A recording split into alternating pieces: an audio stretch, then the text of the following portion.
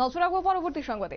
আগামী ৮ তারিখ ত্রিস্তর পঞ্চায়েত নির্বাচন এবং ১২ তারিখ কার্যত ত্রিস্তরীয় পঞ্চায়েত নির্বাচনের ফলাফল ঘোষণা। তারই মধ্যে এই পঞ্চায়েত নির্বাচন একদিকে, অন্যদিকে বাংলাদেশের এই পরিস্থিতি নিয়ে কিন্তু ক্রমশই চিন্তা বাড়ছে এবার রাজ্যের সীমান্ত সুরক্ষা নিয়ে। তবে আজ গোটা বিষয় নিয়ে কথা বলেছেন রাজ্যের মুখ্যমন্ত্রী মানিক সাহা, সাংবাদিকদের মুখোমুখি হয়েছেন। বিশেষ করে আজকের এই মুখোমুখি হওয়াকে কেন্দ্র করে কার্যত তিনি জোর দিয়েছেন পঞ্চায়েত নির্বাচনে কেমন রয়েছে প্রশাসনিক স্তরে প্রস্তুতি এবং কেমনই বা রয়েছে গোটা বিষয় নিয়ে নিরাপত্তার দিকটি অবশ্যই মাথায় রাখতে হয়।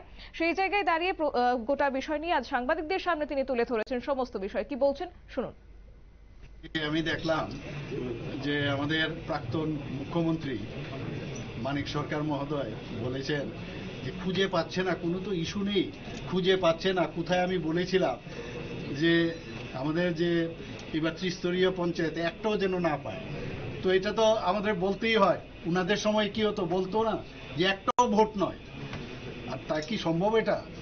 তবে তাহলে ওনারা কি করে নমিনেশন দিন? তো এইগুলো বলার জন্য ইস্যু নেই এটাকেই বারবার বলছেন। আমি জানি যে ভারতীয় জনতা পার্টির প্রতি আমাদের ত্রিপুরার প্রতিটি মানুষ, আমাদের বিশেষ করে ত্রিস্তরীয় পঞ্চায়েতের সাধারণ মানুষ, তারা কিন্তু ভারতীয় জনতা পার্টি বিশেষ করে আমাদের মোদিজির উপরে পুরো আস্থা আছে, এবং সেই কারণেই বলছি বারবার যে আমাদের পঞ্চায়েতে ভালো রেজাল্ট হবে।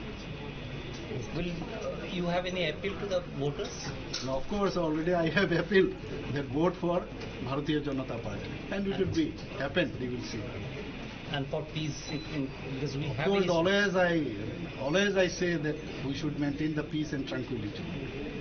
Thanks. Thank you. আপনারা শুনলেন মুখ্যমন্ত্রী মানিক সাহার বক্তব্য। কার্যত তিনি গোটা বিষয় সম্বন্ধে তুলে ধরেছেন, কেননা সামনেই রয়েছে ত্রিস্তর পঞ্চায়েত নির্বাচন এবং এই পঞ্চায়েত নির্বাচনকে কেন্দ্র করে একদিকে নিরাপত্তা, অন্যদিকে তিনি আশা ব্যক্ত করেছেন যে বিজেপির ভালো ফলাফল হবে, কেননা শাসক দল বিজেপি সবসময় সাধারণ মানুষের পাশে দাঁড়ায় এবং সেক্ষেত্রে কেন্দ্র এবং রাজ্য সরকারের বিভিন্ন উন্নয়নমূলক কথা তুলে ধরে আজ তিনি একদিকে শাসক দল বিজেপির জয়ের ব্যাপারে আশা ব্যক্ত করেছেন, ঠিক তার অন্যদিকে বিরোধী দলকে কিন্তু কার্যত আজ কাঠ করায় দাঁড় করালেন রাজ্যের মুখ্যমন্ত্রী। নিয়ে নিচ্ছি ছোট একটি বিজ্ঞাপন বিরতি, সঙ্গে থাকুন।